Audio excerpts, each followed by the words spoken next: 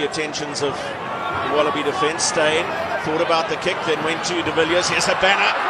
Gets away from Folau. Oh!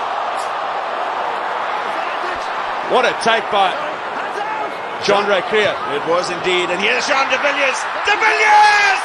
Oh, yes! His 23rd. Hi guys, Howzit? Welcome terug allemaal to my Afrikaans-speaking followers. Hoi Nandjala. It is evening here in Texas. You know why you're here. I know why I'm here. But first, I gotta say thank you to the continued support of this channel. Once again, like with Casual Bias, you're supporting real independent rugby coverage from just a die-hard fan of the sport, but more so for the green and gold jersey that I have currently on right now. I've heard like all kinds of things said about the Rugby Championship, but we'll get to that in a moment. First thing I wanted to bring up is one of my followers. You saw the video, the intro video here, the great John de Villiers scoring a try.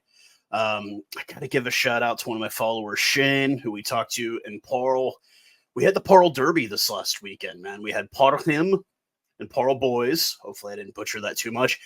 And I wanted to let everybody know, if you want to watch schoolboy rugby from South Africa, it is absolutely free. Supersport, yes, the South African carrier has a Supersport Schools app.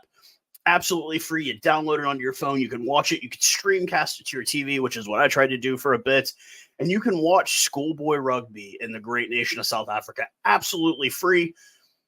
Shane was at the game. He provided some footage. Man, it looked 25, 30,000 there. I mean, it looked like an exciting time. But prior to that, he went to a restaurant there in Parle and was able to meet like guys like Skulk Burger, John de Villiers. I mean, I told him I wish I was there, man. I wish I was there. I don't even drink, but I would just be...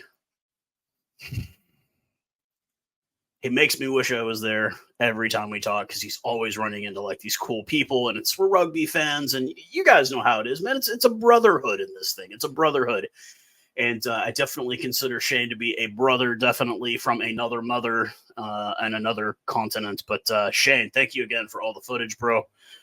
It's on my bucket list now. I will go to the Parle Derby before my days are over.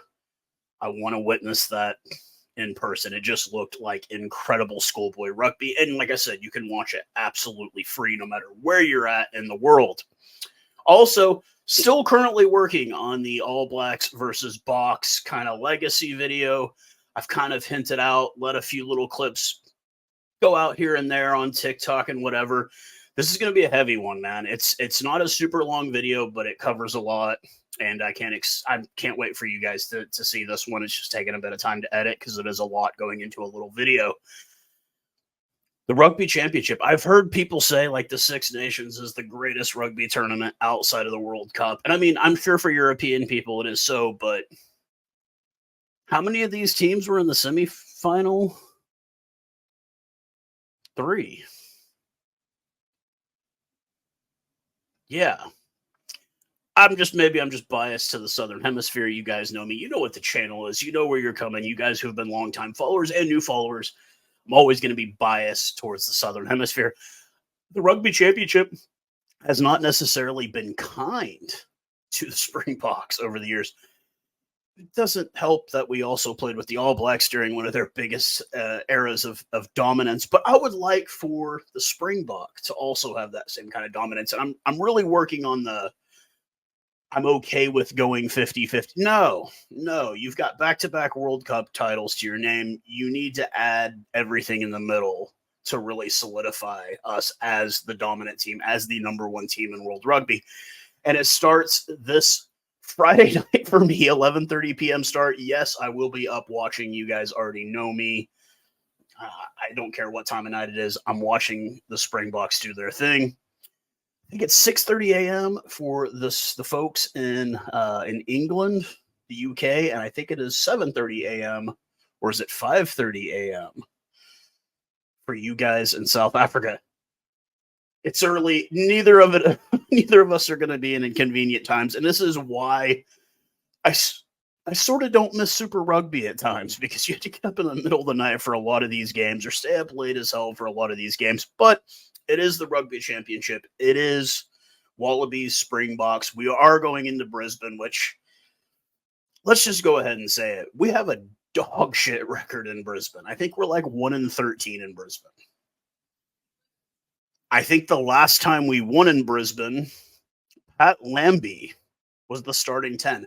I don't even know if I had gray hair, nor if I rocked facial hair at that point. I have to go back and check the date. That was a long time ago. We need to start our era of dominance. We had a hiccup against Ireland, obviously. Some would say maybe not so, but hey, we did lose. We need to begin the era of dominance, and it needs to start this weekend in game 1 of the Rugby Championship. Now, we were coming up against Joe Schmidt, brand new coach for the Wallabies, their third coach since the 2019 World Cup. We've heard this before. Dave Rennie, oh, he's going to clean it up. Eddie Jones, he's going to save the day. Now they're saying Joe Schmidt is the real deal. And after playing games against the 6th place finisher in Wales and Georgia, they believe they are back headed towards the top. And I think this is a perfect opportunity for us to remind them at where they're at. So with that being said, as we always do, we will go through these lineups. We'll talk about a few things, and we'll make a few predictions, at least on my show, that hopefully come to fruition. So we will start off with Joe Schmidt and the Wallabies. They are running a 5-3 split off the bench, but we will start out with the front row of Isaac Kailea, Matt Fessler, and Alan Alalatoa, who is the captain of this side. I don't think we have to remind you of the story between Eb and Alan. We get Nick Frost and Salakaya Loto will be the lock pairing. Rob Valentini and Carlo Tizzano making debut at number 7. And Harry Wilson. I do have to quote my boy Cedric. They're going to lose this game because look at Harry Wilson's hairline. Whatever. Jake Gordon and Noah Lolosio will be the 9 and 10 pairing. Filippo Duganu and Andrew Callaway will be the wings. Callaway, probably one of their better players in the back there, with Hunter Paisami and Len Ihitao, the centers, and anchoring all off is Tom Wright. Josh Nasser, James Slipper, and Zane Nongor. That's a big boy. That is a big man. Like, big. Zane Nongor will be the front row replacements, with Jeremy Williams and Luke Reimer on debut being the other forward replacements. Tate McDermott, Tom Leno, and Dylan Page will be the back replacements. Once again, that is the 23-man squad for the Wallabies. Now we get to go to to comment on the graphics. I did not make these. I borrowed them from somebody, and yes, they unfortunately have the wrong C on here. But front row will consist of Oxenche, Franz Moherba, Bongi Manombi anchoring and all there at hooker. This is all world class. Eben Etzebeth, our number 4. That's our number 4.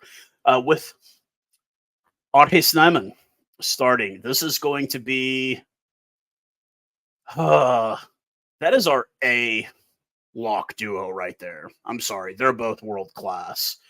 Sia Khaleesi captains the side once again, with Peter Steph-Totoy not missing a game, coming back for this one. And a new name at number 8, Elrin Lowe, will get the start. I'm absolutely pleased with this. I have no issues whatsoever.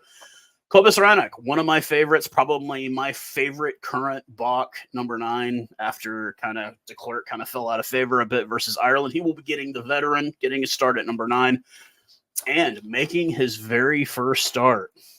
I'm excited about this one. Sasha Feinberg and Mgomazulu getting his start. We know that Rassie believes in him, and I think we as fans, we all believe in Sasha. We all are feeling the burn for Sasha. We want to see some excitement. Curtly Arenza, Cheslin Colby, the wings. I mean, like anybody knew. No big change. We get the Milnerton grad Damien Dialende at 12, and Jesse Creel, a guy that just continues. He found a new level, and he's sticking to it. It was like the Lucanio injury happened and it was like, oh shit, we're going to be screwed at 13. No, Jesse Krill has made that 13 jersey his, and if you want that jersey, you got to take it from him. With the veteran Philly LaRue starting at 15 at fullback, we already know what we get out of Philly.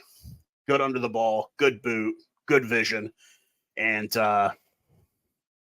if cocktucking was an Olympic sport, he would be dangling many gold medals from his chest, because we all know Billy loves to run his mouth. We love it. Malcolm Marks will get the replacement at hooker with Gerhard Steenkamp, who is also another guy that has continued to impress. I remember him getting his solo cap before the World Cup. He was kind of one of those guys that got left off the squad and you were a bit disappointed, but he's definitely making up for lost time. And Vincent Kolk, the other front row replacement. Stormer Ben Jason Dixon can be a lock or a flanker replacement. Looking very excited to have him back out on the pitch. With SCOM, Marco Venstaden, we know what he's capable of. The lights go out when he comes on. And the guy that I think is better suited for the bench than to start, Quagga Smith. We know what we're getting from Quagga. Last 20, 25 minutes, he's going to come in there, he's going to strip balls, and he's going to piss off everyone in the ruck, because that's what he's the master of. Grant Williams, the speedy youngster Grant Williams, will get the replacement at scrum half, and the veteran Andre Pollard at 23. I think this is an amazing pairing. You've got a veteran with Kobus Reinach, Sasha, and then you've got the rook, the younger guy, and Grant Williams with the veteran Andre Pollard. So, look, guys, on paper, the amount of debuts they have, this Wallabies team is extremely young, extremely inexperienced. But we, as Springbok fans, we've gotten used to kind of getting disappointed. I'm done. I want a victory, 8-18 at the least. On paper, they are not even close to as good as we are. The amount of caps we have, guys, there should be no debate going into this one. This should be not only a victory, but a guaranteed victory. We're the World Cup champion. They couldn't even make it out of the pool in the World Cup. Did they make it out? No, they didn't. They had croissants. This is not, they've beaten Wales and Georgia, guys.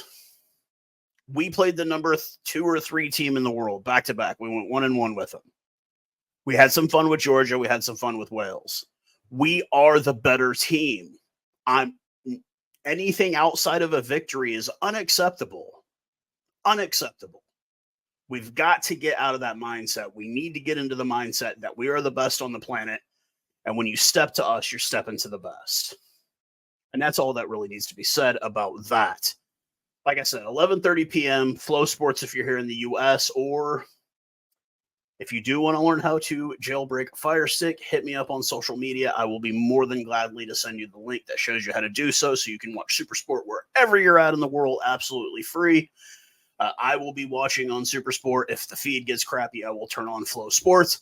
But I will be watching this game live. I doubt I will be going live on YouTube. It is the middle of the night. My missus will be asleep. But maybe you'll see me live a bit, whatnot. But like I said, the only thing that is acceptable is a win. Screw 1-13. That was then. This is now.